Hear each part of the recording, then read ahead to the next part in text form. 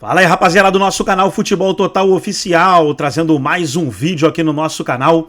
E nesse vídeo para falar da vitória do Palmeiras sobre o Atlético Mineiro, 2-1 no Brinco de Ouro. Os dois gols do Palmeiras marcados pelo Rafael Veiga.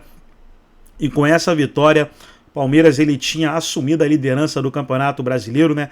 Antes do Botafogo entrar em campo. O Botafogo enfrentou o Grêmio e a partida terminou empatada 0-0 e o Palmeiras nesse momento fica na segunda colocação. O Botafogo tem 57 pontos e o Palmeiras tem 56. Nesse vídeo, trazendo aí o pós-jogo da partida.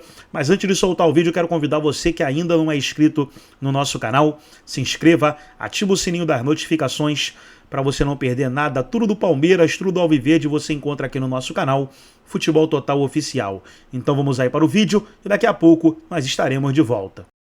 O Brasileirão tem um novo líder. É provisório, mas é informação importante. O Palmeiras venceu 2-1 em jogo que teve polêmica. Isso porque teve pênalti marcado para o Palmeiras e muita gente achou que não foi. Eu também não marcaria. Gostaria de saber o que você faria. O Rafael Veiga não quis nem saber e fez 1-0. Hulk empatou 1-1. De pênalti, o Veiga fez 2-1. Esse eu marcaria. Palmeiras 2-1 placar final. Resultado muito importante, nesse momento o Palmeiras tem 56, o Botafogo também tem 56, claro, ainda joga e joga neste sábado. Muito interessante essa perseguição ao Botafogo. O Palmeiras, desde que foi eliminado das Copas, tá voando, tá embalado. O Botafogo tem o Grêmio pela frente, Fortaleza também tem um jogo acessível em casa para continuar caçando Botafogo e Palmeiras. Tem bastante campeonato, mas parece aí uma briga bem restrita a esses três times. O que vocês acharam dessa vitória do Palmeiras e a expectativa para o jogo do Fogão? A torcida também fez essa provocação para ele ali. Com o Daverson foi muito pelo contrário, né? O Daverson, na hora do aquecimento, a torcida aqui do Palmeiras aplaudiu muito ele. E durante o jogo ele também foi decisivo no lance do gol do Atlético Mineiro. Ele que sofreu a falta. E o Hulk, que não vinha fazendo um grande jogo, fez o seu gol de número 112 na história do Atlético Mineiro e se igualou ao Diego Tardelli como o artilheiro do século XXI pelo lado do Atlético Mineiro. O Hulk então fazendo esse número, né, essa marca histórica. E pelo lado negativo, né, o Rubens não estava também fazendo uma boa partida, ainda fez o pênalti no final do jogo. O Atlético contava com esse ponto pelo menos para evitar essa derrota, mas no final do jogo o Rubens acabou então tirando essa possibilidade do Atlético Mineiro de empatar, e com isso então o Atlético conheceu sua 8ª derrota no Campeonato Brasileiro e foca suas atenções para esse jogo, sabe-se lá quando, contra o Vasco, esse jogo de ida da Copa do Brasil. Edu?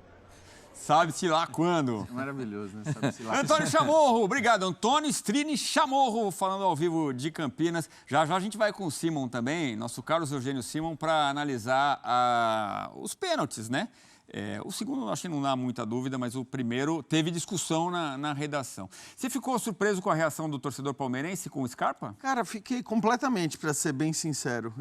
Assim, eu acho que eu esperava, até pelo carisma, é um dos jogadores mais carismáticos, acho que do futebol brasileiro, pelo menos os clubes onde ele Abraçou o elenco inteiro do Palmeiras. Abraçou o elenco inteiro, não tão efusivamente quanto o Daverson, né?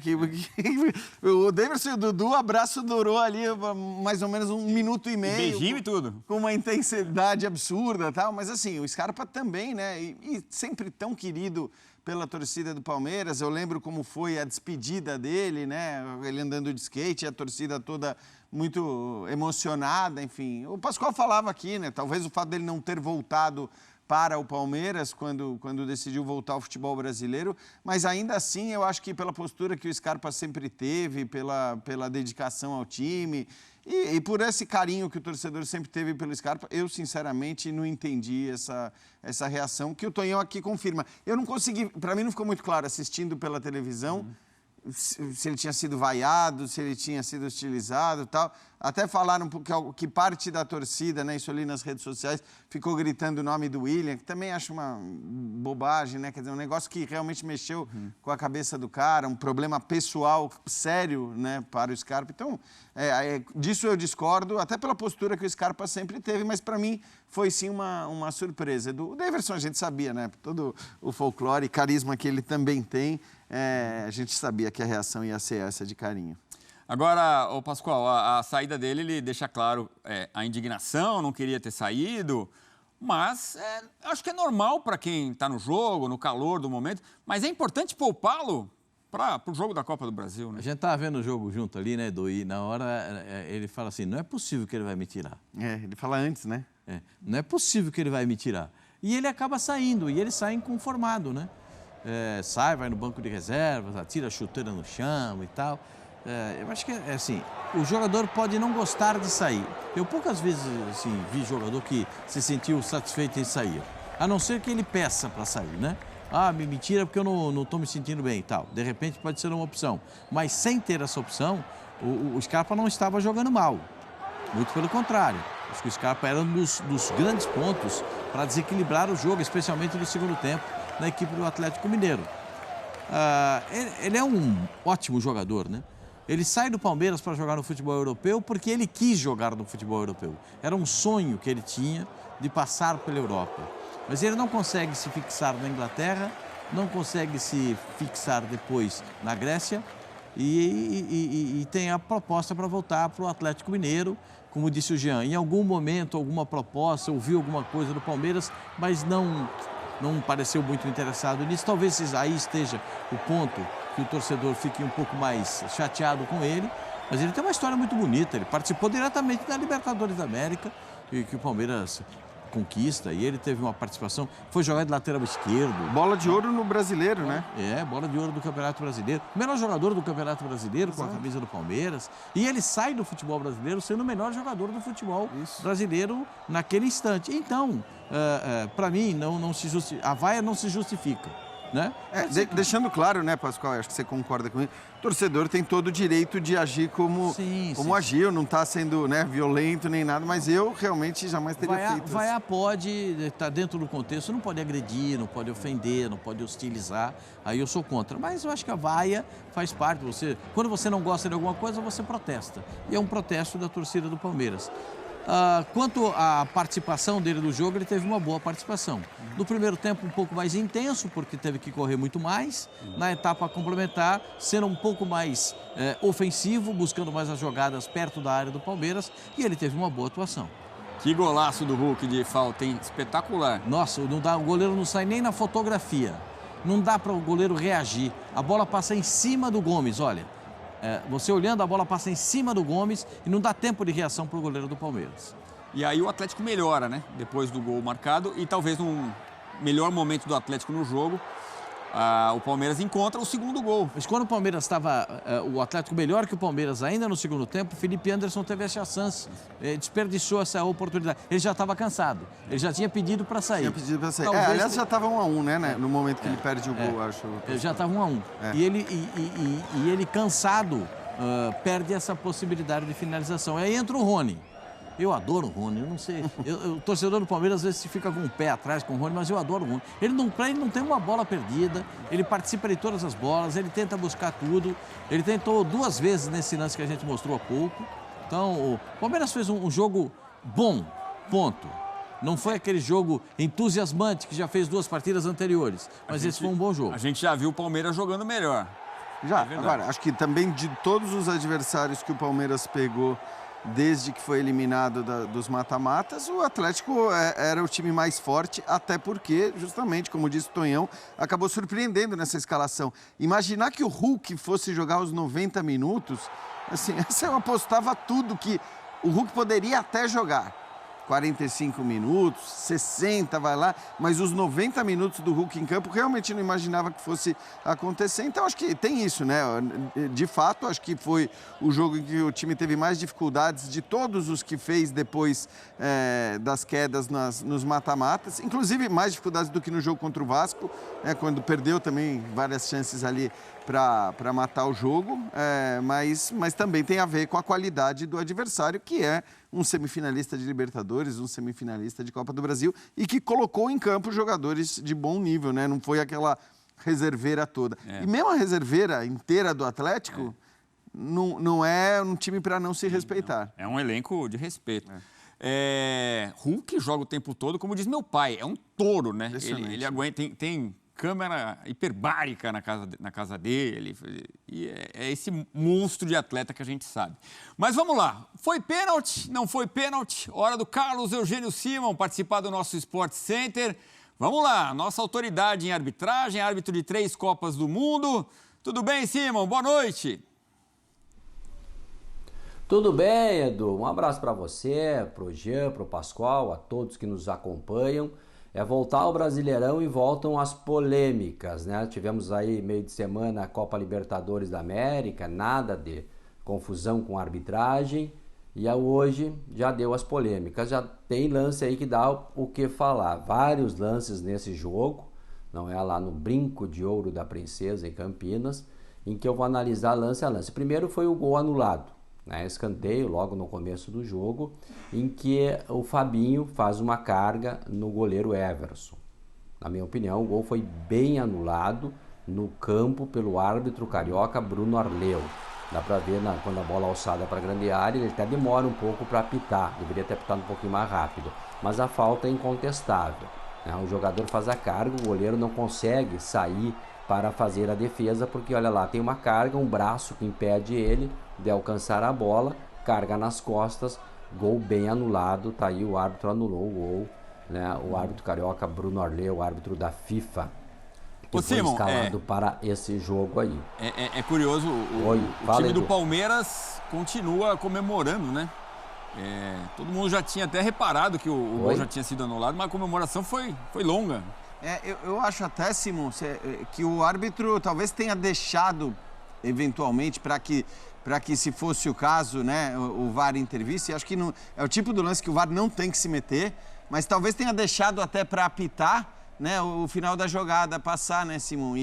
Porque, como você disse, ele demora para... Ele demora, né, para apitar, mas talvez tenha sido algo proposital, né? Esperar a jogada terminar ali. Porque acho que você mesmo me disse uma vez numa transmissão, se não me engano, não me lembro se foi você, se foi o Gaciba, que sim, se o árbitro tem uma dúvida, já que ele tem essa dúvida, vale a pena eventualmente deixar a jogada chegar ao final para aí então apitar. Então eu queria te ouvir também sobre isso e acho que não é lance para VAR nenhum se meter, como o Simon falou, porque ele acertou, né? Porque ele acertou, a decisão foi correta em anular o gol. São outros tempos. Na minha época, nós apitava imediatamente, já corria para o local e apontava, falta daqui para lá. Hoje, com o VAR, não é de acordo com o protocolo do VAR, espera um pouquinho, dá uma espera, se ele tem alguma dúvida, espera que o VAR é que vai tomar a decisão se houver um erro crasso ou não. Aconteceu num pênalti há pouco dado aí no próprio jogo do Palmeiras, em que o árbitro deu equivocadamente, não é? Botou fora, foi dentro, foi lá e não deu nada e não foi nada. Então, quando tem uma dúvida, espera um pouquinho. Talvez tenha sido esse o caso dele, mas a falta foi incontestável e o gol foi bem anulado. E é isso? Concordamos todos aqui, né? Não, eu não consigo ver de outra forma. Foi falta do Fabinho. O goleiro já tem pouco espaço para sair ali. E quando ele é tocado, ele é impedido de fazer a defesa. A falta me pareceu clara. A polêmica é o pênalti do Igor Gomes no GI. Se o braço do jogador tem um peso suficiente, uma carga suficiente para desestabilizá-lo e marcar o pênalti. Quero a sua opinião também sobre isso. Por favor, Simon.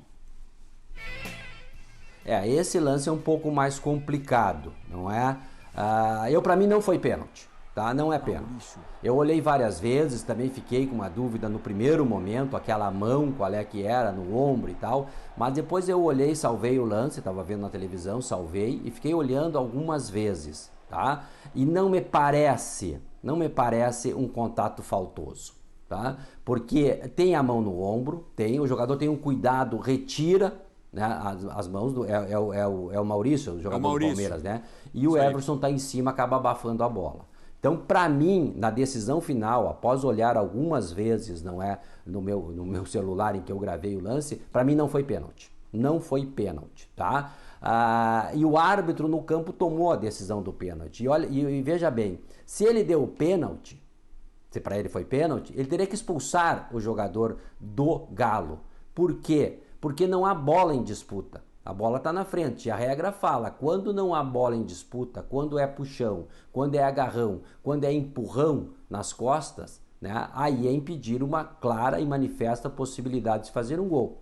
Então, na visão do árbitro, ele deu pênalti e deu cartão amarelo. Teria que ser pênalti vermelho na decisão dele. Na minha não, que na minha decisão final, não é? Eu até comentava com o nosso diretor, o Felipe, no primeiro momento, eu também fiquei na dúvida, achei que era pênalti, mas olhando várias vezes, observando e tendo todos esses recursos da regra, não é? E com tempo de fazer essa análise, categoricamente, para mim, não houve a penalidade máxima, não é? E aí a equipe do Galo foi prejudicada. Eu queria só... O VAR poderia intervir e apontar para ele nesse caso, Simon? Pascoal, o que eu sei dos bastidores em conversa com árbitros é que quando é um lance polêmico assim, respeita-se a decisão de campo. Então o VAR não tem se metido nesse tipo de jogada, tá? É uma orientação que alguns árbitros me falaram que estão recebendo, de que quando toma a decisão no campo e é um lance polêmico, permanece a decisão do campo. O que me parece uma decisão até boa, porque o VAR é para o mínimo de benefício, a mínima interferência, máximo benefício, para lances claros e óbvios, né? Então, aí é a ação do VAR. E aí o VAR deixa de ser, no Brasil é um VAR intervencionista, acaba deixando de ser um pouco. Então, por isso é que os árbitros têm mantido as decisões de campo de acordo com essa decisão de hoje, em que o Arleu, para ele, foi pênalti, e o VAR resolveu ficar na dele. Agora, se o lance é muito sutil, o árbitro também poderia falar, não, deixa eu ver no vídeo. Ele tem essa possibilidade, né? Ele pode pedir. Agora, até acho que assim, o Simon traz uma informação importante, eu queria até que ele dissesse de quando é essa orientação, porque ele até falou, ultimamente, né, tem rolado essa decisão de não intervir. Mas é bem ultimamente, porque, vamos falar a verdade, né? O VAR do Brasil é o mais intervencionista do mundo. E nisso eu bato desde o primeiro dia de VAR aqui. Nesse sábado a gente viu na Inglaterra. Deixa rolar, né? Mas tem que ser assim, porque senão vira um negócio insuportável e, na verdade, você só vira aquela coisa de rediscutir lances que você talvez nem discutisse caso o VAR não se metesse. Porque senão fica aquela coisa, mas o VAR está sendo usado para beneficiar alguém. Então eu acho que assim, este princípio da mínima interferência, ele é óbvio, mas no Brasil ele não costuma ou não costumava ser aplicado. Então acho que é importante também isso que o Simon falou e a gente entender mais ou menos desde quando que houve esse tipo de orientação, porque aí eu estou plenamente de acordo com a avaliação dele do lance em relação... Eu acho que a gente não vê essa força suficiente para derrubar o jogador do Palmeiras, mas eu entendo que qualquer análise de intensidade, foi suficiente ou não foi o suficiente, cara, o árbitro tomou dentro de campo, é a decisão do árbitro que tem que prevalecer, porque senão a gente vai ficar sempre pedindo para o VAR se meter para reapitar ou para chamar o árbitro e falar, pô, vem dar mais uma olhadinha aqui, você não quer ter certeza? Não é para isso. O VAR se você tem certeza, se não existe nenhuma discussão sobre sobre o lance, você chama o árbitro para ele conferir e dizer, não, tá bom, eu errei e eu volto atrás. Acho que não era o caso, embora, na minha opinião, a intensidade não tenha sido suficiente. Aliás, a gente fala, a intensidade não foi suficiente para ele cair. Ele nem caiu, né? É isso que tá. Eu acho que a questão é essa, porque até se o Maurício mas cai também na não hora precisa que ele cair. é puxado... Para ser pênalti não precisa cair. Claro. Se ele simplesmente impediu o chute correto... Né? Perfeito. Ou atrapalhar. Se atrapalhou a finalização, ele já... Mas me parece que o braço do Igor Gomes mal toca no Maurício, né? Eu acho que é isso. Se o VAR tivesse chamado, teria evitado um erro. Isso a gente pode... Mas eu queria só, assim, ouvir o Simon sobre isso, Edu. Assim, é um negócio recente isso, Simon, que esses árbitros te falaram? E que bom que vai ser assim daqui pra frente, tomara que seja. Sim, assinamos embaixo. Não, tomara que seja. Inclusive, nós tivemos no meio de semana um pênalti dado para a equipe do São Paulo, que foi um absurdo. Aquela bola, o próprio Lucas cabeceia, depois deu para ver bem, não é com calma. Eu na hora disse que não foi pênalti, para mim não existiu aquele pênalti, né, contra o Botafogo. E depois deu para ver que o Lucas cabeceia a bola pega na mão do Lucas e depois vai pro braço do Bastos. Um lance que é totalmente inconclusivo. E o Mauro Vigliano, o árbitro do VAR argentino, se meteu mal na jogada. Mal. O Lucas botou para fora, não é? Porque o pênalti não existiu, aquele pênalti favorável ao São Paulo quarta-feira. Então o VAR não é para isso. né? Essa decisão, eu creio que é recente, porque com a conversa que eu tenho tido, e regularmente eu converso com árbitros e assistentes do futebol brasileiro, eles têm batido nessa tecla aí de que a decisão de campo tem que prevalecer, a não ser que seja um negócio catastrófico. E aí nós entramos no debate do VAR. Eu acho que é para isso que o VAR veio. O VAR não foi para medir a intensidade. Para mim teve força, para ti não teve. E aí o VAR não vai ter fim essa discussão. O VAR veio para grandes erros. Eu sempre cito o gol do Lampard, Inglaterra e Alemanha, do semicírculo, a bola entrou 1,5 m. O árbitro uruguaio, Jorge Lariano, não deu gol. Naquela decisão, e eu estava naquela Copa do Mundo na África do Sul, o Blatter, numa reunião, chegou e disse assim, agora vem o VAR. Os caras estavam segurando o máximo a interferência da tecnologia, que tinha a famosa frase do João Avelange de que o que valia era a discussão no boteco e ia acabar. Não é que é um argumento pífio. Mas enfim, lá ele pegou e disse categoricamente, o VAR vai ter que vir, não é possível. A bola entrou 1,5 m e não deram gol numa Copa do Mundo. E a partir de 2012 começou os estudos com o VAR, né, e hoje é. Então eu entendo também, sou favorável, sempre fui, não é? Porque eu sei o que é estar lá dentro do campo e muitas vezes você não vê, uma fração de segundos aconteceu, né, e um gol típico esse aí que não deram nesta Copa. Então o VAR é para grandes erros. Interpretativo, o Bruno Arleu interpretou que para ele aquela mão no ombro foi suficiente. Bom, vai o VAR dizer que não, vai o outro dizer que sim, aí fica essa questão do intervencionismo do VAR. Me parece uma medida justa, a decisão de campo tem que ser tomada quando é lances interpretativos. Não é quando é lance factual, é factual. Quando é lances interpretativos. Mas decisão final, e a minha opinião, não foi pênalti, né, para o Palmeiras, esse dado aí. De hoje, o primeiro pênalti. Então tá aí, pessoal, foi o vídeo da ESPN Brasil, todos os créditos, direitos autorais e agradecimentos. Estarei deixando o link na descrição desse vídeo, onde os comentaristas debateram aí a vitória do Verdão. Gostou do vídeo?